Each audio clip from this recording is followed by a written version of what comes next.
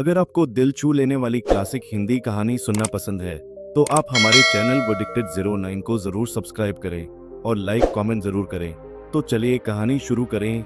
एक गांव के किनारे एक बड़ा सा घर था। उसी घर में रहती थी एक बूढ़ी और असहाय काकी। उम्र ने उनकी आंखों की रोशनी छीन ली थी। शरीर कमजोर था और चलने फिरने की ताकत भी नहीं बची थी। पति और पुत्र सब इस दुनिया से जा चुके थे।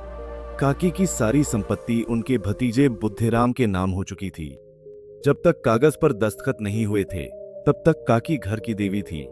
पर जैसे ही जमीन जायदाद हाथ आई उनका सम्मान धीरे धीरे कम होता गया। अब वे घर के एक कोने में पड़ी रहती, भूख, अपमान और तिरस्कार सहती हुई। बूढ़ी काकी की सबसे बड़ी कमजोरी थी भोजन। उम्र के इस पड़ाव पर उनके लिए दुनिया का सबसे बड़ा सुख था धूप और अच्छा खाना। लेकिन घर की बहू रूपा को ये सब खटकता था। वह सोचती, कब तक इन्हें खिलाते रहें, सारा धन तो मिल चुका। काकी कई बार भूखी रह जाती। जब भूख असहनीय हो जाती तो वे बच्चों की तरह रो पड़ती। एक दिन घर में बड़ी धूमधाम थी। बुद्धिराम के बेटे का तिलक था। घर में मेहमानों की भीड़, पकवानों की खुशबू, मिठाइयों की थालियां। पूरे आंगन में पूरियां, कचौरियां, मालपुए बन रहे थे। उन खुशबुओं ने बूढ़ी काकी की चेतना जगा दी। उनकी सूखी जीभ जैसे स्वाद को याद कर रही थी। वे बिस्तर से उठी और घिसती हुई आंगन की ओर बढ़ी। उनकी आंखों में सिर्फ एक इच्छा थी, आज तो पेट भरकर पूरियां मिल जाए। लेकिन जैसे ही वे पकवानों के पास पहुंची, रूपा ने देख लिया। वह क्रोध से भर उठी। अभी मेहमानों ने नहीं खाया और इन्हें पहले चाहिए।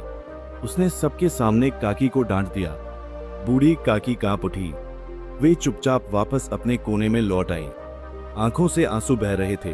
शायद भूख से ज्यादा अपमान का दर्द था। रात गहरा चुकी थी। मेहमान खा पीकर सो गए थे। घर में बुद्धिराम की छोटी बेटी लाडली जाग रही थी। उसे अपनी काकी की याद आई। वह चुपके से रसोई में गई। एक थाली में पूरियां, मिठाइयां और कचौरी रखी और धीरे से काकी के पास पहुंची। काकी, उठो, खाना खा लो। बूढ़ी काकी ने कांपते हाथों से थाली पकड़ी। वे ऐसे खाने लगी जैसे कोई भूखा बच्चा कई दिनों बाद रोटी पा गया हो।